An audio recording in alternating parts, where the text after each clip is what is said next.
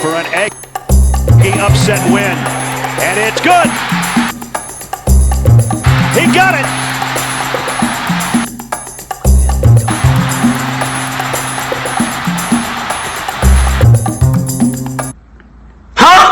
Whose world is this? The world is yours. The world is yours. It's mine. Whose world? So as we all know, Alabama, they lost. And you know we had to make a video about it. So this video will be broken down to 3 different segments. Segment number 1, Nick Saban's thoughts on the game. Words from his mouth. Not my mouth, from his mouth.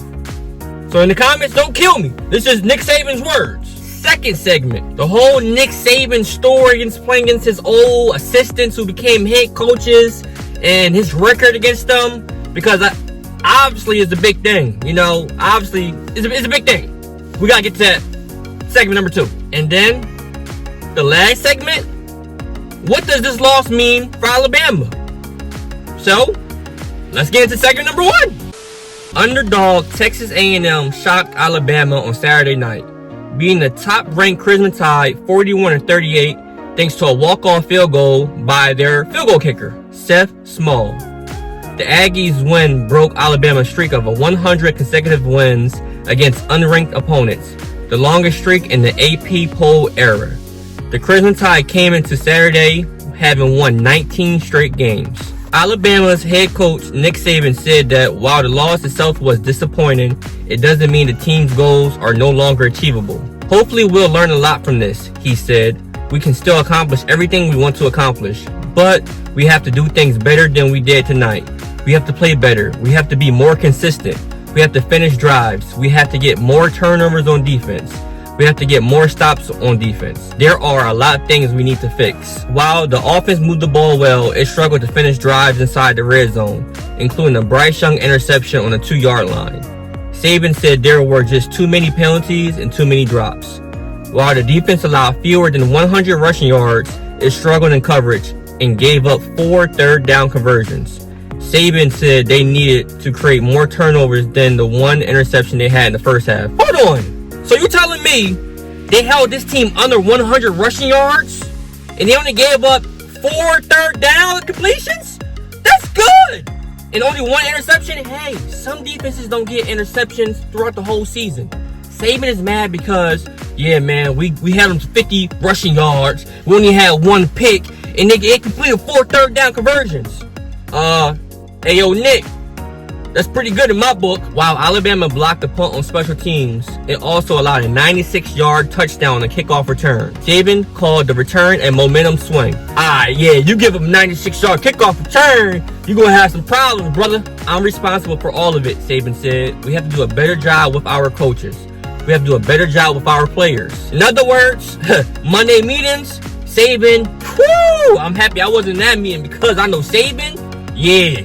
A couple of them coaches probably crying, calling their wives like, hey, I ain't coming home tonight. I know how I get, Nick. I know how I get. Alabama credited Texas A&M for its game plan and execution. Saban said the Aggies were a good team that shouldn't have been overlooked heading into the weekend despite having 2 losses. Alabama entered the game as a 19-point favorite. It was the second largest upset of Saban's head coaching career. I thought we would have a really tough game here, Saban said. So when you say this was unpredictable, that things are going to happen. But really it's about what you do when you play the game. Saban said he would ask players and coaches to consider what it feels like to lose and what they did to contribute to the outcome. Warning, if we don't play really well, we'll struggle against anyone we play against. Honestly, you're Alabama. Every dog has his day. You know what I'm saying? At Texas A&M, they was the dog that day, and they had their day. 9 times out of 10, Bama's killing Texas A&M. Comment below if you agree. But other than that, off to segment number 2. So for those of you that don't know what I'm talking about when I say Nick Saban's assistants and his record, evidently Nick Saban's coaching tree is crazy. He has multiple coaches who were, whether they were his coordinators, assistant coaches, position coaches, that went on to be head coaches for different programs. And Nick Saban been killing them ever since. He was undefeated against those suckers. You know what I'm saying? Well, he was undefeated until this past weekend. The loss to Texas A&M marked the first time Saban didn't beat a former assistant coach head-to-head. On the 25th try, Texas A&M coach Jimbo Fisher, who served as Saban's offensive coordinator at LSU, finally got the job done.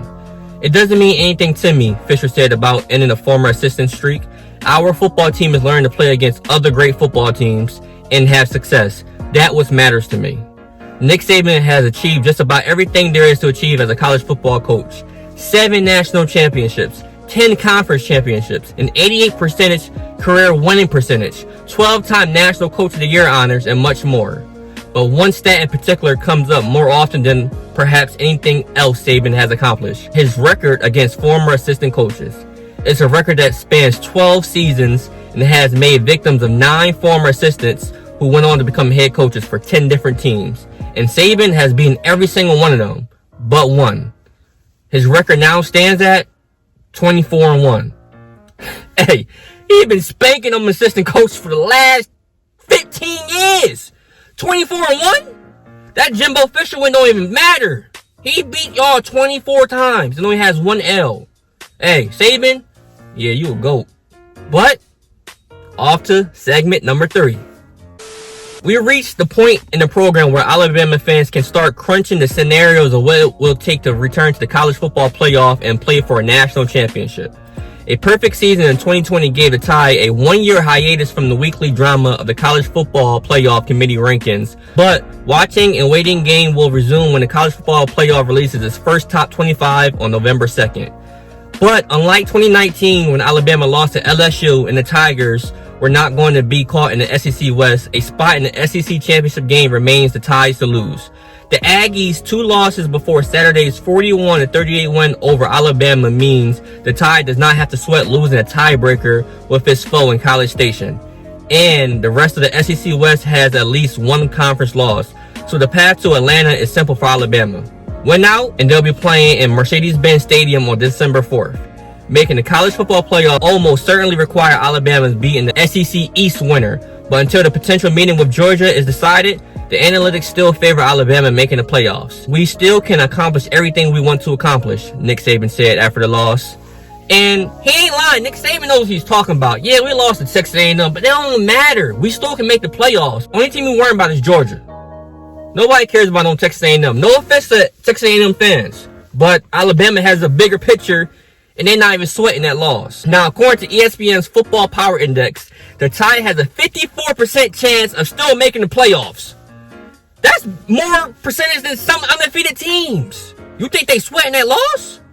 That is the 3rd highest behind Georgia, which is 91%, and Oklahoma, which is 59%.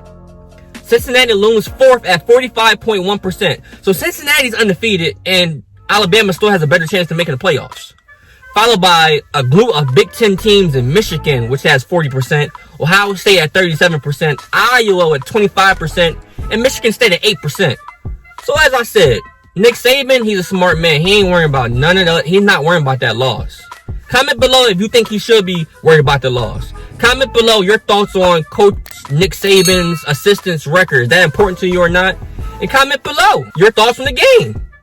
How did you think it went? But as I always say, man, if you love college football or college football recruiting, go ahead and subscribe to the channel right now.